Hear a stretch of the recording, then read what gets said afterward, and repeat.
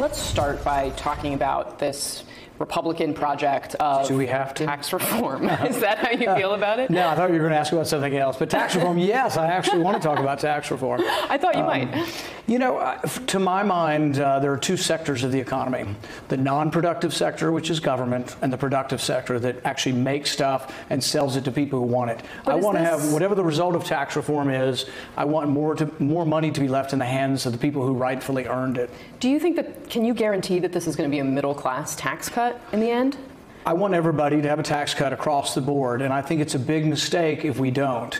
And I've been agitating publicly, privately, and otherwise, but I can say I've had direct conversations with the president, and I said I'm very worried about the original template that they put out, not cutting taxes on the middle class and or upper middle class, people kind of in the middle of the income spectrum. And he's assured me that it will be, or he will not sign it. He's pointed his finger at his people and said, make it so, and I take him at his word. I mean, he's already come out forcefully for saying, you know what, people are going to be allowed to deduct their 401ks, and I appreciate that forthrightness and that he's not passive and just going to let what happens. Would you vote for a bill that did cut people's 401k contributions? No, I don't want to have that at all. I'm not sure if I'm going to respond on specific items other than to say that for me, voting for the tax plan needs to be a tax cut, and it needs to be everybody across the spectrum. It cannot be that people in the middle have to pay a penalty so a corporation gets a tax cut. Am I for a corporate tax cut? Yes, it'll help the country, it'll help keep American jobs here, but I want everybody across the board to have some tax cut. And if this tax bill adds to the deficit, will you vote for it? Can you guarantee that it won't add to the deficit? Well, you can't guarantee that unless you're in charge, and nobody made me dictator for a day or even for an hour. I would balance a tax cut with spending cuts. So when the budget came forward recently in the Senate, I introduced an amendment that said we should look at the entitlement spending, the mandatory spending, which is 2/3 of our budget, and we should find savings there. And I got 4 Republicans to vote with me. So 5 people in the United States do believe and are fiscally responsible. 5 people on the Republican side are actually not hypocrites and actually do believe in cutting spending. But most of them, frankly, who are unwilling to cut spending, I do think it's hypocrisy, and it's why the debt goes up under Republicans and it goes up under Democrats, and frankly, it's both parties' fault. Are you a guaranteed vote with the president on tax reform? He says repeatedly in tweets that you are. You know, I do want to be, and I plan on being, but I plan on agitating to the very end, and I think You've had a lot of practice doing that. Yeah, I think they were uncertain enough about me because I voted against the budget twice this year, the only Republican to do so. They know that if they screw it up, if they end up raising taxes on the middle class, they could lose me. And so I think in some ways that gives me some leverage to make sure that there is a middle class tax cut. The president is with me, so I'm completely with the president on lowering the corporate income tax, middle class tax cut, keeping American jobs at home. I'm completely with him philosophically, and I want to make sure that the bill ends up there. And I think I have some leverage to make sure it does, because I think they need my vote. Let's talk about what I assume you thought was the other project. That's the thing we're not going to talk about. There is a civil war going on inside your party right now. The president said that Bob Corker could not be elected dog catcher in Tennessee. Right. Is that presidential?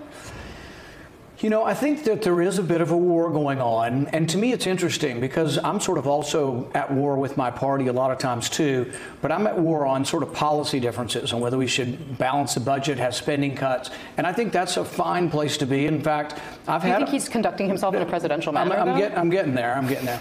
But I think that when you keep it on policy, so for example, I've opposed the president on major policies this year, on the fake Obamacare repeal, Obamacare light. I've opposed him on several bombing in Syria, things like that. But we still have a very good relationship because I don't attack him personally. And so what I would say is going on, and it's not one-sided. It's like when you're a kid and your parents say it takes 2 to fight. There really is a little bit on both sides. So on one side, there's this high-mindedness that they're going to condemn the president's character. But in doing so, it's sort of like perfect people can condemn other people's character. And if I tell you, Casey, I think you're immoral and you're a thief and you're a liar, do you think we can have a conversation?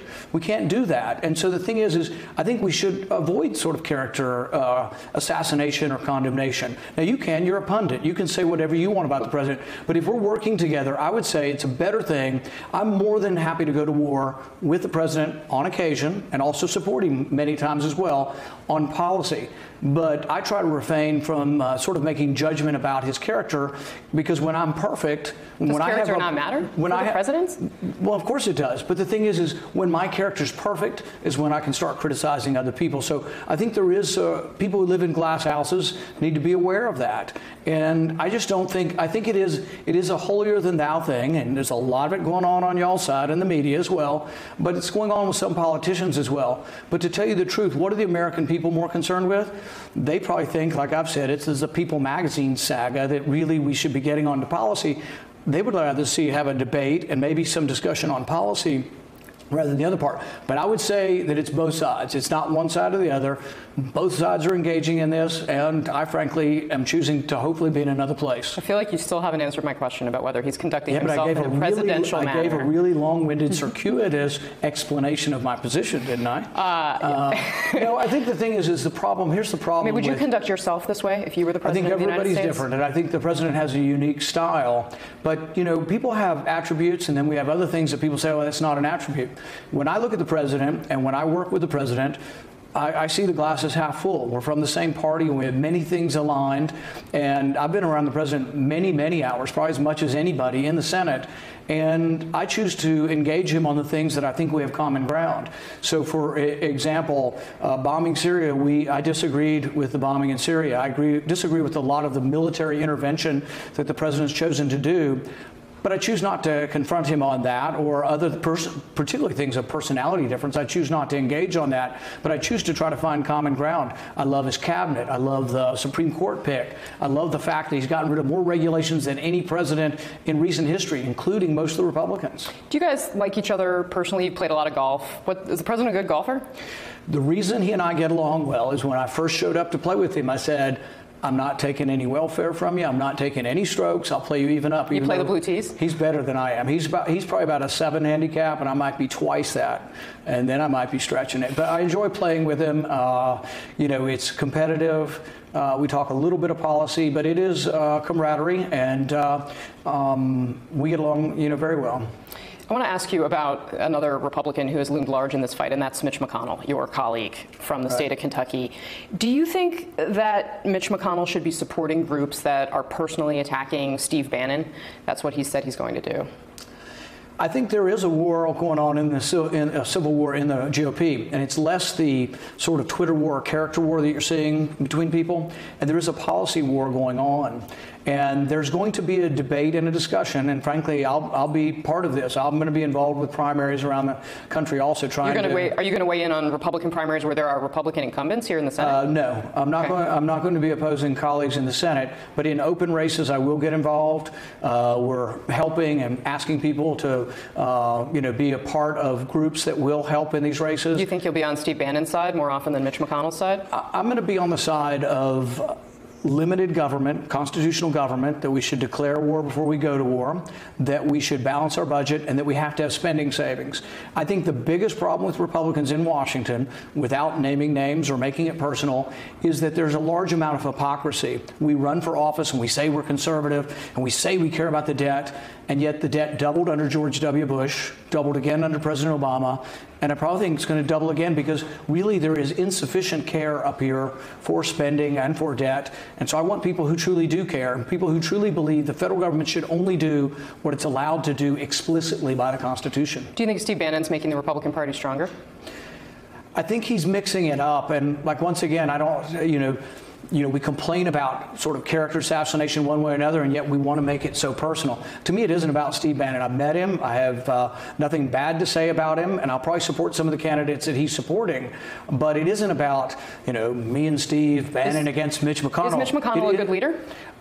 Excuse me? Is Mitch McConnell a good leader? You know, the thing is when we look at like Obamacare, I promoted that we should repeal it, and I forced votes on that. But yes or no, is he a good leader? Well, I'm getting to that. You guys, some answers aren't yes or no. We're running out of time here. I'm getting there. But what I would say is that on repealing Obamacare, he was right there with me as far as wanting to repeal the whole thing. He also worked with a coalition to be for a bill that I wasn't for. So once again, I oppose Mitch McConnell sometimes on policy, but I keep it on a level such that I think we have good relations. And do I think he does a good job herding the cats that are up here, the disparate different philosophies, right, left, and middle. It's a difficult job, but I think he does a good job with it. Very last question, and this is also a yes or no question. Would the country benefit from a Republican presidential primary in 2020? I think no one can stop primaries from happening, and there could well be a primary that happens. Before you even get to that, you need to know, is President Trump running for re-election? I think you won't know that till you get into sort of second, third year of his presidency. At this point, I can't see myself supporting anybody but President Trump, because I think he's given us the most conservative cabinet we've seen since Reagan, maybe more conservative than Reagan. We've repealed regulations for the first time in 20 years. He gave us a great Supreme Court justice, and I'm hoping he gives us a couple more if we have retirements. So I see the glass is half full. Doesn't mean I agree with him on everything. There'd be people that, if we could end the Afghan war, that's who I would support. But I don't think that's going to be an alternative to President Trump. So I like to accentuate the positive, the things I agree with him on, and I would support him. Still not a yes or no answer, but thank you very much. We need a primary. I think that's a pretty good answer. You do think you need a primary? No, I think it's a pretty good answer I gave you, that we have no idea. You can't answer a question I asked if it would be good for the party. until we know Trump is going to run or not.